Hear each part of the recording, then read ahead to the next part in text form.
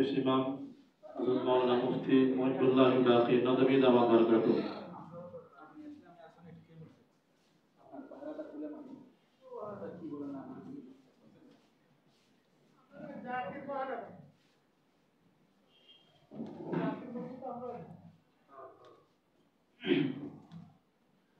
আলহামদুলিল্লাহি রাব্বিল আলামিন ওয়াসসালাতু ওয়াসসালামু আলা আশরাফিল আমবিয়া ওয়াল মুরসালিন আম্মা বা'দ। আউযু বিল্লাহি মিনাশ শাইতানির রাজীম। বিসমিল্লাহির রাহমানির রাহিম।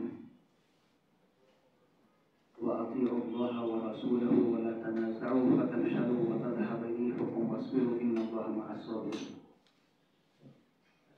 পল্টন সেগুনবাগিচা ইমাম পরিষদ ঢাকা কর্তৃক আয়োজিত আজকে এই মহতী অনুষ্ঠানের সম্মানিত উলামায়ে কেরাম, বিশেষ করে আমাদের অত্র প্রতিষ্ঠানের সম্মানিত সভাপতি মৌলানা আব্দুল সুবহানী মুফতি জুবাইর, আমাদের মৌলানা হযরত মাওলানা আমাদের আখাবের গোলাম রব্বানী সাহেব, আরো বহু উলামায়ে কেরাম এখানে আসছেন।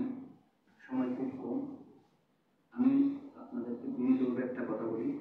একটা হলো আপনাদের কৃতজ্ঞতা, সেটা হলো কি এই বাংলাদেশের মধ্যে ব্যবসায়ী আছে, তারা নবাবপুর না আসলে নাকি বড় ব্যবসায়ী হতে পারে না, এরকম একটা প্রতিষ্ঠান। আমি বলি বাংলাদেশের মধ্যে বাইতুল মুকাররম এটা হলো দ্বিতীয় ধাপে। পল্টনগুলো এমন কোনো রাজনৈতিক মিছিল নাই, এমন কোনো রাজনৈতিক কর্মসূচি নেই যেটা পল্টন ভিত্তিক নয়, যেটা সেগুনবাগিচা ভিত্তিক নয়। আপনারা পল্টন সেগুনবাগিচার যে উলামায়ে কেরাম আছেন, আপনারা যদি সচেতন হন, সারা বাংলাদেশের আলেম আপনাদের দেখা দেখি সচেতন হতে অনেকটা বাধ্য হয়ে যাবে। কারণ এই এলাকার আলেমগুলো শুধু আলেম নয়, তারা ধাক্কা খাইতে খাইতে অনেকটা পাক্কা হয়ে গেছে। রাজনৈতিক ষড়যন্ত্রগুলো তারা বোঝে, কে কোন দিকে বিক্রি হচ্ছে, কে কোন দিকে বিক্রি হচ্ছে না, মনে মুখে বলুক আর না বলুক সবাই কিন্তু জানে। এই আলেমগুলো আমি প্রত্যেকটা চেহারা চিনি, তো সবাই সচেতন। অতএব আমি বলি আপনারা এই যে সমিতিটা করছেন, বেশি বড় বড় দরকার নেই। 313 জন থাকবেন, 3 জন থাকবেন, সবাই একমত, এক দফা, এক রূপ, এক চিন্তাধারা, এক আকিদা। বেশি লোক, আমি কত সময় দেখছি যে বেশি লোক বাড়াইলে জমাত বাড়ে, কাজ কম হয়। অতএব আপনাদের কাছে আমার প্রথম বিনীত অনুরোধ থাকবে, আপনারা যে লোকগুলো আছেন নিজে আপনারা যোগ্য হন এই কাজ করার জন্য, ইমামতি করার জন্য আপনারা যোগ্য আছেন। এই কাজটার জন্য আমরা সারা বাংলাদেশের উলামাদের, বিশেষ করে ইমাম খতিবদের নেতৃত্ব দেওয়ার জন্য, মাদ্রাসার আলেম ওলামা যারা আছে তারা নেতৃত্ব দেওয়ার জন্য, আমাদের মুতামিন যারা আছে তারা আছেন, ওদের জন্য আমাদের মাথায় রাখার দরকার নেই। ইমামদেরকে নেতৃত্ব দেওয়ার জন্য আপনারা একটু সচেতন হবে, 3টা কাজ কম করবেন। তাহলে আমাদের মধ্যে 1 নম্বর হলো, আমরা বলগাহীনভাবে বিক্রি হবে না। কত সময় আমরা এখলাসের সাথে বিক্রি হয়ে যাই, কম পয়সায় বিক্রি হয়ে যায়, নিজেও জানি না আমরা বেশি ফেলতে আর জন্য,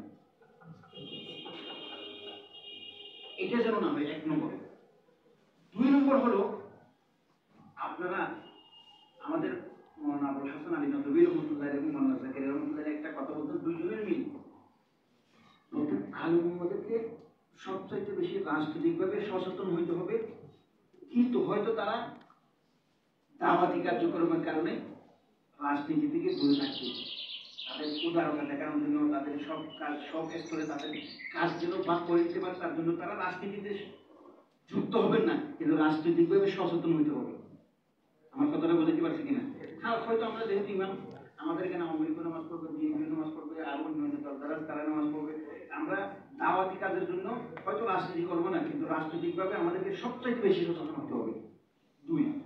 3 নম্বর যেটা হলো, সেটা হলো কি জানেন, ওই কত সময় আমরা এই ছোটখাটো বিষয় নিয়ে ঝগড়া করে বড় স্বার্থগুলো আমরা হারিয়ে ফেলি, এবং যারা স্বার্থবাস তারা চাই যে আমরা সবসময় ছোটখাটো বিষয় নিয়ে ঝগড়া করি, তারা ঘিগুলি যেন খাইতে পারে, মাখনটা তারা যেন খাইতে পারে। আল্লাহ পাক বলেন, আউযু বিল্লাহি মিনাশ শাইতানির রাজীম, ওয়া আতিউ আল্লাহ ওয়া রাসূলাহু ওয়া লা তানাযাউ ওয়া লা তানাযাউ তাফশালু।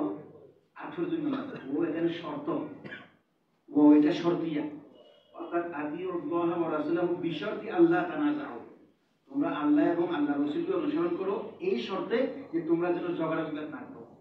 আমি কথাটা বুঝাতে পারছি কিনা? বিশর্তি আল্লাহ তানাজাও, আমরা মনে করছি এই ওয়াতিউল্লাহ ওয়া রাসূলুহু ওয়া লা তানাজাও একটা আতিউল্লাহ একটা নির্দেশ, ওয়া রাসূল একটা নির্দেশ, ওয়া লা তানাজাও একটা নেহি, এরকম না। ওয়াতিউল্লাহ ওয়া রাসূলুহু ওয়া লা তানাজাও বিশর্তে আল্লাহ তানাজাও, তোমরা আল্লাহ এবং আল্লাহর রাসূলের অনুসরণ করবে, কিন্তু এই শর্তে যে তোমরা যেন ঝগড়াঝাটি না করো। অতএব আপনারা একমত একজ্ঞান থাকবেন।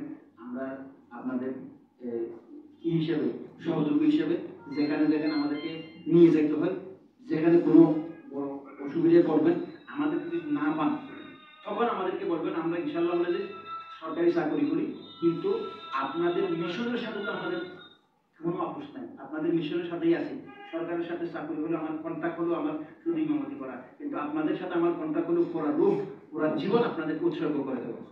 যেহেতু আপনাদের মিশনটা হলো রসুলের মিশন, আল্লাহ পাক বলুন আপনাদের এই সমিতিকে আরো বেশি এগিয়ে নিয়ে যাক, এই দোয়া কামনা করে আপনাদের থেকে বিদায় নিচ্ছি। আসসালামু আলাইকুম ওয়া রাহমাতুল্লাহি ওয়া বারাকাতুহু।